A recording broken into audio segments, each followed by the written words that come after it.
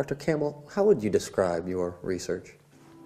My research draws on various perspectives to understand literacy, learning, and teaching. I am constantly refining my views of how readers and writers are positioned by the texts they read and the instruction that they receive. Help us to understand your position. Constructivism suggests that we will never have findings that can be generalized to every learner and every situation, and it questions traditional notions of objectivity.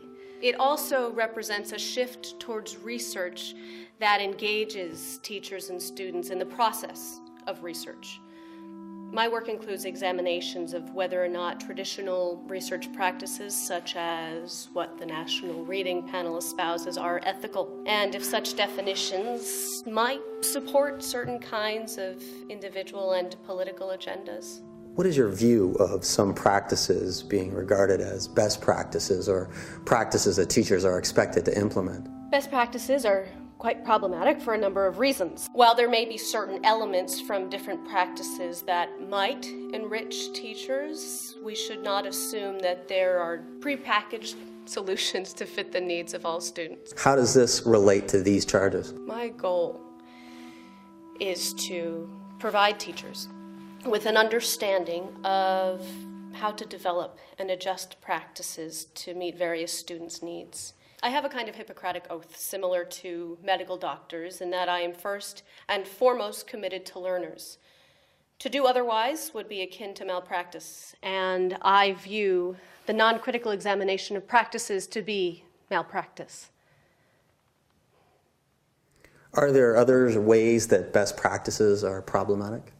Some best practices are, well, they don't work for non-mainstream students or students from diverse backgrounds. And in fact, some best practices actively disadvantage students with English as an additional language or who don't share the same cultural capital as their teachers. Best practices, or the idea that there is such a thing as a practice for all, is something I've asked my students to question. I also want them to question how the overregulation of teaching affects the professionalism of teachers. Why are these matters of such a concern? I feel it's a teacher's responsibility to enhance the opportunities for all students. The reform practices that districts and states adopt can contribute to or alleviate particular problems. We've recently seen some of the fallout from the most recent wave of educational reform. Fewer than 40% of students from urban cities are graduating from high school. 15 years ago, we graduated twice as many. I want my students to at least question these developments. Thank you, Dr. Campbell. Dr. Campbell, do you agree that your research and teaching failed to meet the regulations defined by the guidelines? Regulations, I might add, to which you are accountable?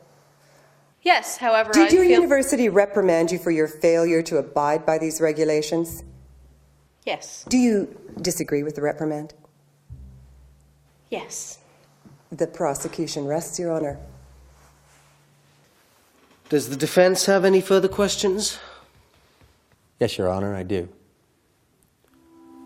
Dr. Campbell, in your opinion, where did you go wrong? What brought these allegations against you? Professional blindness. I see my work as making the invisible visible for my students. So much of what we do in research and in teaching depends on whether or not we can question our own practice. Ethically, we are obligated to do so, but practically speaking, when economy and politics are at stake, questioning gets in the way of the blind march of progress.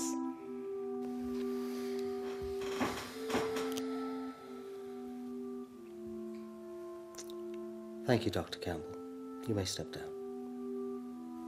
Defense now rests. In that case, I would ask that the prosecution begin its closing statement.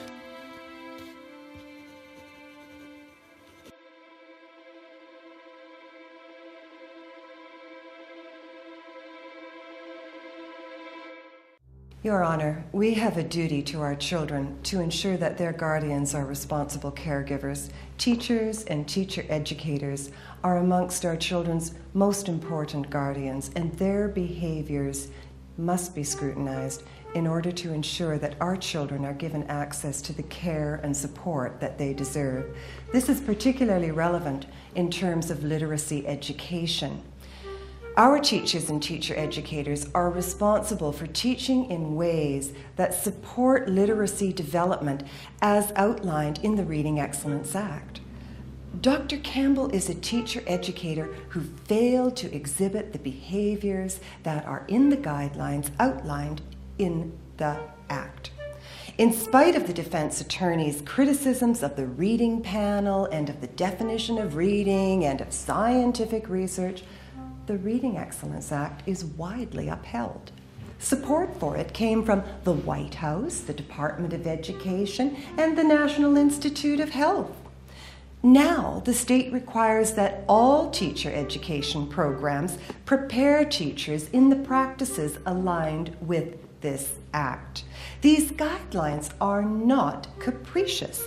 They are derived from the National Reading Panel's guidelines, and it is charged with examining all the scientific evidence. The defendant's behavior was premeditated, self-serving, and lawless. Her actions have been shown to be worthy of reprimand and to fail to meet the needs of teachers for certification. Dr. Campbell's teaching has inhibited teachers' abilities to meet the needs of their students. This case involves a situation where Dr. Campbell has stepped outside the bounds of academic freedom. While the university policy affords academic freedom, responsibilities come with that privilege. In the public interest and in the interest of students, Dr. Campbell was obliged to follow the guidelines for teacher education determined by the state. Clearly, she did not do this. To ensure that all students have access to the best teaching practitioners, it is essential that we ensure that non-validated, unscientific work undertaken by educators such as Dr. Campbell are kept out of teacher practitioner education programs in this country. Dr. Campbell's criticisms of these practices should have remained her personal and private concern.